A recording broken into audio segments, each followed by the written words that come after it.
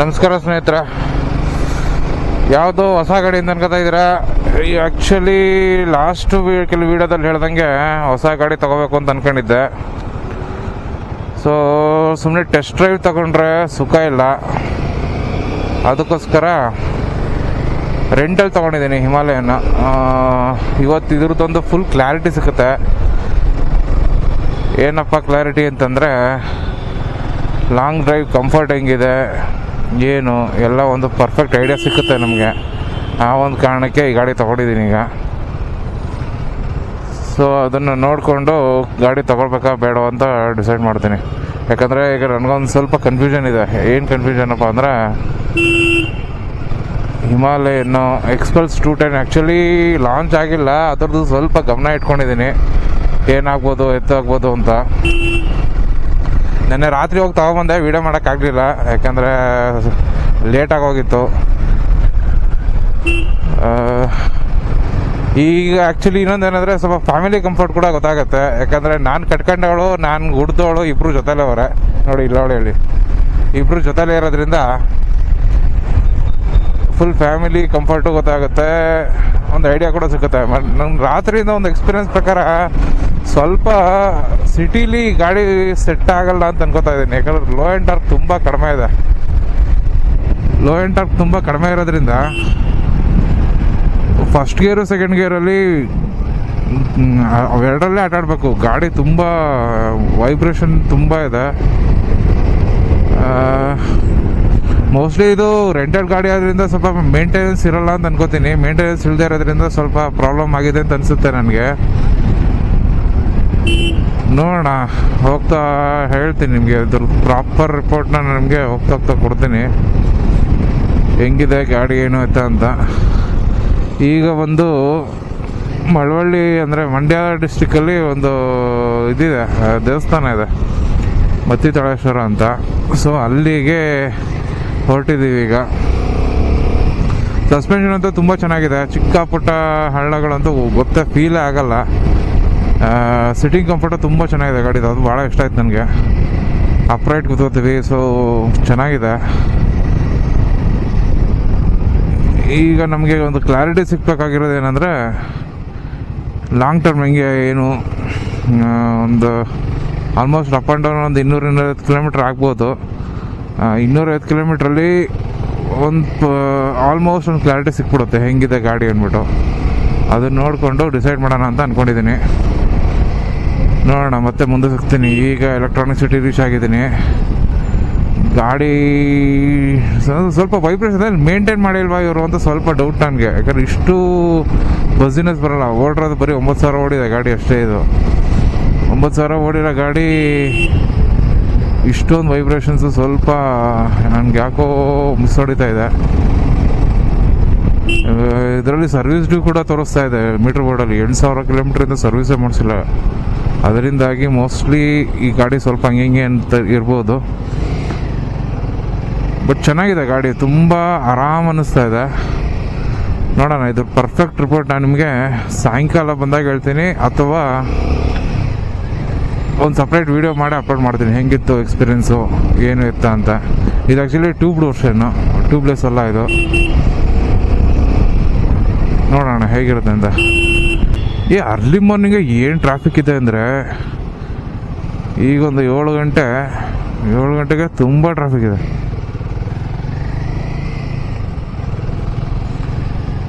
City ಒಳಗಡೆನೇ ಹೊಟ್ಟೋಗೋಣ ಅಂತ ಅಂದ್ಕೊಂಡೆ ಕನಕಪುರ ರೋಡ್ಗೆ. ಬಟ್ ನೋಡಿ, ಆಗಲೇ ಹಂಗೆ ಸ್ಟಾಲ್ ಆಗ್ತದೆ ಗಾಡಿ.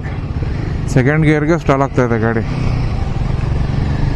ಸೊ ಸಿಟಿಲಂತೂ ಲೋ ಆ್ಯಂಡ್ ಟಾರ್ಕ್ ತುಂಬಾ ಕಡಿಮೆ ಇದೆ ರೀ. ಲೋ ಆ್ಯಂಡ್ ಟಾರ್ಕೇ ಇಲ್ಲ ಇದು. ಸ್ಪ್ಲೆಂಡರು ಪ್ಯಾಷನ್ ಇರೋಷ್ಟು ಟಾರ್ಕಿನೆಸ್ ಕೂಡ ಇಲ್ಲ ಲೋ ಆ್ಯಂಡಲ್ಲಿ. ಇದಕ್ಕೆ ಬುಲೆಟ್ ಏನಕ್ಕೆ ಸ್ಪೆಷಲ್ಲು, ಆ ಸ್ಪೆಷಲ್ನೆಸ್ಸೇ ಇಲ್ಲ ಈ ಗಾಡಿಯಲ್ಲಿ.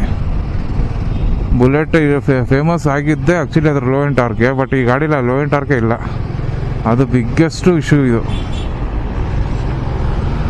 ಲೋ ಆ್ಯಂಡ್ ಟಾರ್ಕ್ ತುಂಬ ಕಡಿಮೆ ಇದೆ. ನೋಡೋಣ ಹೆಂಗಾಗುತ್ತೆ ಅಂತ. ಇವಾಗ ನೈಸ್ ರೋಡಲ್ಲಿದ್ದೀವಿ. ಹಿಂದ್ಗಡೆ ಲಗೇಜ್ ಕಟ್ಟಿದ್ದು ಸ್ವಲ್ಪ ಲೂಸ್ ಆದಂಗಿತ್ತು, ಟೈಟ್ ಮಾಡ್ತಿದ್ದ. ಇದು ನಾನು ಹುಟ್ಟಿದ್ದು, ಇದು ನಾನು ಕಟ್ಕೊಂಡವಳು. ಹಾಂ, ಈಗ 8:20 ಟೈಮು. ಅಪ್ರಾಕ್ಸಿಮೇಟ್ಲಿ 10-10:30 ಆಗತ್ತೆ ಅನ್ಕೋತೀನಿ ಹೋಗೋದು. 10:30 11. ನೈಸ್ ರೋಡಿಗೆ ಸ್ವಲ್ಪ ಬೆಟ್ರ್ ಮಾಡಿದ್ದಾರೆ ಅಂತ ಅನಿಸುತ್ತೆ, ಮೊದಲಷ್ಟು ಅಷ್ಟಿಲ್ಲ.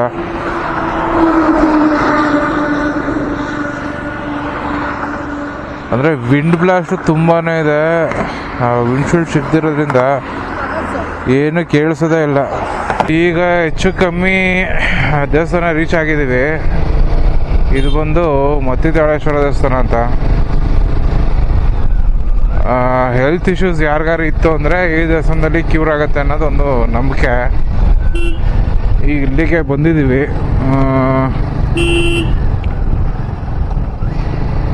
ಗಾಡಿ ಓಕೆ, ಬಟ್ ನನಗೆ ಯಾಕೋ ಅಷ್ಟು ಸ್ಯಾಟಿಸ್ಫ್ಯಾಕ್ಷನ್ ಸಿಗ್ತಾ ಇಲ್ಲ ಗಾಡಿದು.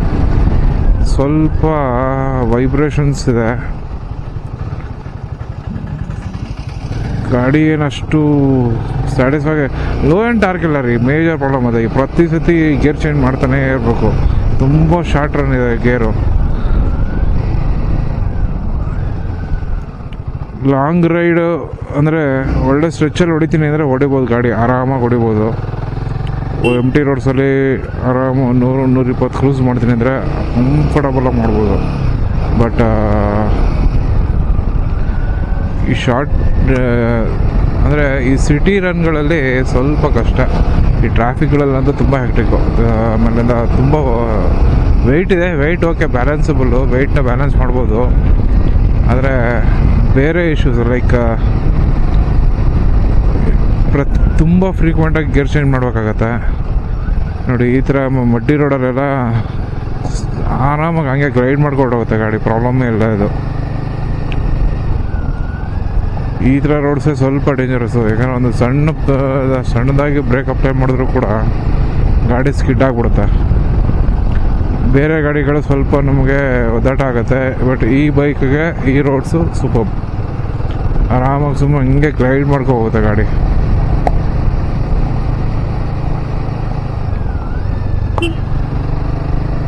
ತುಂಬ ನಾಯ್ಸಿ. ಆಮೇಲೆ ಯಾಕಂದರೆ ನಾನು ಫೇಸರಿಂದ ಬರ್ತಾ ಇರೋದ್ರಿಂದ, ಫೇಸರ್ ಹೆಂಗಿತ್ತು ಅಂದರೆ ನನಗೆ ಒಂಥರ ತುಂಬ ಕಂಫರ್ಟಬಲ್ ಬೈಕಲ್ಲದು, ಸೌಂಡ್ಲೆಸ್ಸು.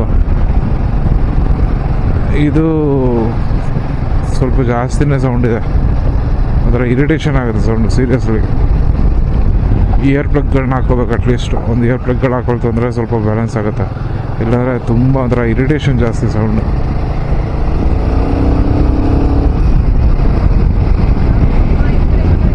ನೋಡಿ, ಇದು ಆ್ಯಕ್ಚುಲಿ ದೇವಸ್ಥಾನ ತುಂಬ ಚೆನ್ನಾಗಿದೆ. ಇದು ದೇವಸ್ಥಾನಕ್ಕೆ ತುಂಬ ಸಣ್ಣದ್ರಿಂದ ಬರ್ತಾಯಿದ್ದೆ. ನನಗೆ ಸಣ್ಣದ್ರಲ್ಲಿ ನಾಗರ ಸೊಪ್ಪು ಅಂತಾರೆ ಗೊತ್ತಾ, ಆ ಥರ ಆಗಿತ್ತು. ಆಗ ಅಮ್ಮ ಬಂದ್ಬಿಟ್ಟು 48 ದಿನ ಒಂದೊತ್ತು ಊಟ ಮಾಡಿದರು. ಅಂದರೆ ಹರಕೆ ಆ ಥರ ಕಟ್ಕೊಳ್ತಾರೆ. ಒಂದೊತ್ತು ಊಟ ಮಾಡಿದರು. ತುಂಬ ಕಡೆ ತೋರಿಸ್ದು, ಏನು ಮಾಡಿದ್ರು ಕ್ಯೂರ್ ಆಗಲಿಲ್ಲ ಅದು. ಆಮೇಲೆ ಯಾರೋ ಇಬ್ಬರು ಹಾಗೆ ನಮ್ಮ ಮನೆ ಪಕ್ಕ ಇರೋರೊಬ್ಬರು ಈ ದೇವಸ್ಥಾನದ ಹೇಳಿದ್ರು, ಎಷ್ಟು ಕಡೆ ತೋರಿಸಿದ್ರು ನಮಗದು ಕ್ಯೂರ್ ಆಗಲಿಲ್ಲ ಅದು. ಆಮೇಲಿಂದ ಈ ದೇವಸ್ಥಾನದ ಅಡ್ರೆಸ್ ಕೊಟ್ಟರು. ಈ ದೇವಸ್ಥಾನದ ಬಗ್ಗೆ ತಿಳ್ಕೊಂಡು ಅಮ್ಮ 48 ದಿನ ಒಂದೊತ್ತು, ಅಂದರೆ ಒಂದೊತ್ತು ಮಾತ್ರ ಊಟ ಮಾಡ್ತಿದ್ರು. ಅದು ನೆಲದ ಮೇಲೆ ಆ ಥರ ಮಾಡ್ಕೊಂಬಂದು ಇಲ್ಲಿ ನನಗೆ ಮುಡಿ ಕೊಟ್ಮೇಲೆ ಅದು ಇಮ್ಮಿಡಿಯೇಟಾಗಿ ಇನ್ಸ್ಟೆಂಟು. ಅದು ಹೆಂಗೆ ಅಂದರೆ ಒಂದು ಚೂರು ಕೂಡ ಬ್ಲೀಡಿಂಗ್ ಆಗಲಿಲ್ಲ ಅದು. ಅದಕ್ಕೆ ಮುಂಚೆ ಒಂಚೂರು ಕೆರ್ಕೊಂತಂದರೆ ರಕ್ತ ಹರಿಯೋದು. ಇಲ್ಲಿಗೆ ಬಂದು ಪೂರ್ತಿ ಇದನ್ನೇ ಮುಡಿ ಕೊಟ್ಟರು ಕೂಡ ಒಂದು ಸಣ್ಣ ಬ್ಲೀಡಿಂಗು ಇರಲಿಲ್ಲ. ಒಂದು ವಾರದಲ್ಲಿ ಅದಕ್ಕೆ ಕ್ಯೂರ್ ಆಗೋಯ್ತು. ಸೊ ಅದು ಅವಾಗಿಂದನೂ ಇದೇ ಸ್ಥಾನಕ್ಕೆ ಕೊನೆ ಪಕ್ಷ ವರ್ಷಕ್ಕೊಂದ್ಸತಿ ಬಂದು ಪೂಜೆ ಮಾಡಿಸ್ಕೊಂಡು ಹೋಗ್ತೀವಿ. ಅದೇ ವಾಡಿಕೆ. ತುಂಬ ದಿನ ಆಗಿತ್ತು ಬಂದು. ಇದು ಲಾಸ್ಟ್ ಒಂದು 2 ವರ್ಷದಿಂದ ಬಂದಿರಲಿಲ್ಲ. ಅದಕ್ಕೆ ಇವಾಗ ಬಂದಿದ್ದೀನಿ. ನನ್ನ ಮಗಳು ತಿರುಗಿ ನೋಡ್ತಾಳೆ, ನಮ್ಮ ಅಪ್ಪ ಒಬ್ಬನೇ ಮಾತಾಡ್ತಾನೆ ಅಂತ. ನೋಡಲ್ಲಿ ಧೂಳು ಜಾಸ್ತಿ ಇರೋದ್ರಿಂದ ನೀರನ್ನ ಸ್ಪ್ರಿಂಕಲ್ ಮಾಡ್ತಾರೆ ಲಾರೀಲಿ. ರೋಡೇ ಇರಲಿಲ್ಲ ಅದು. ಆ್ಯಕ್ಚುಲಿ ರೋಡ್ ತುಂಬ ಅಗಲ ಮಾಡಿದ್ದಾರೆ ಈಗ. ಮೊದಲು ತುಂಬ ಸಣ್ಣ ರೋಡ್ ಇತ್ತು. ಸೊ ಅದರಿಂದ ನಿಮ್ಗೆ ಯಾರಿಗಾರು ಚರ್ಮ ಸಂಬಂಧಿತ ಯಾವುದೇ ತೊಂದರೆ ಇದ್ದರೂ ಇಲ್ಲಿಗೆ ಒಂದು ಸತಿ ಬಂದು ಹೋಗಿ ಒಂದು ಪ್ರಯತ್ನ. ಎಲ್ಲೆಲ್ಲ ಏನಾದ್ರು ಖರ್ಚು ಮಾಡ್ತೀವಿ, ಇಲ್ಲಿಗೆ ಬಂದು ನಮ್ಮ ನಂಬಿಕೆಯಿಂದ ಪೂಜೆ ಮಾಡ್ತಂದ್ರೆ ಎಲ್ಲೋ ಒಳ್ಳೇದು ಆಗ್ಬೋದು ಅನ್ನೋದೊಂದು ಭಾವನೆ, ಅಭಿಪ್ರಾಯಗಳು ನಿಮಗೆ ಬಿಟ್ಟಿದ್ದು, ಅವ್ರವ್ರ ನಂಬಿಕೆ. ಹಾಗೆ ನನ್ನ ಮಗಳನ್ನ ಸಣ್ಣದ್ರಲ್ಲಿ ಒಂದ್ಸತಿ ಕರ್ಕೊಂಬಂದಿದ್ದೆ, ಇದು ಸೆಕೆಂಡ್ ಟೈಮ್ ಅವಳನ್ನ ಕರ್ಕೊಬರ್ತಾರದು ಇಲ್ಲಿಗೆ. ನಾನು ಕರ್ಕೊಂಬಂದಾಗ ಸಣ್ಣ ಮಗು ಅವಳು, ಈ 2ನೇ ಸತಿ ಕರ್ಕೊಬರ್ತಾರದು ಅವಳನ್ನ.